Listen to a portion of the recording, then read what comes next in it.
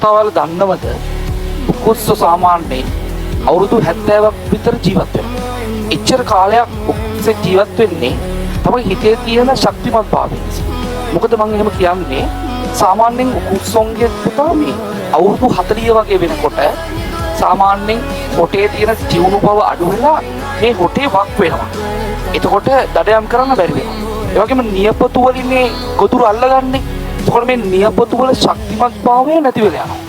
පියාටු ඝන වෙනවා. දැන් ඔන්න ඔය වගේ තැනකට අවුරුදු 40ක් වෙනකොට උකුස්සේ පත් වුණාට පස්සේ ඒ උකුස්සේ ඔප්ෂන්ස් දෙකක් තියෙනවා.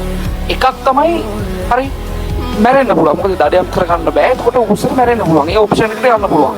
එහෙම නැත්නම් එයාට පුළුවන් වේදනාකාරී පරිවර්තනයකට. හැබැයි උකුස්ස තෝරගන්නේ හරි මරණය නෙවෙයි වේදනාකාරී පරිවර්තන. ඒ කාලවලදී උකුස්සන් යනවා කඳු කරේ.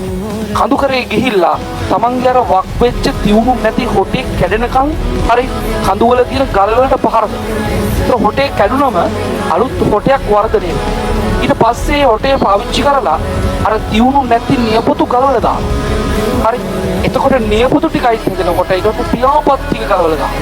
ඊට අලුත් පියාපත් ඇවිල්ලා සකස් වෙනවා. ඔය වේදනාකාරී පරිවර්තනයක දින 150ක්. ඉන් පස්සේ අවුරුදු 70ක් වගේ කාලයක් ජීවත් වෙනවා. සමහර තැන්වලදී හරි අපිට සාර්ථක වෙන්න අපේ පැරණි ජීවන රටාව අපිට වෙනස් කරන්න. ඒක සමහර වෙලාවට පුතා වේදනාකාරී වෙන්න පුළුවන්. හරි. හැබැයි ඒ තුලින් තමන්ගේ සාර්ථකත්වය ළඟා කරගන්න.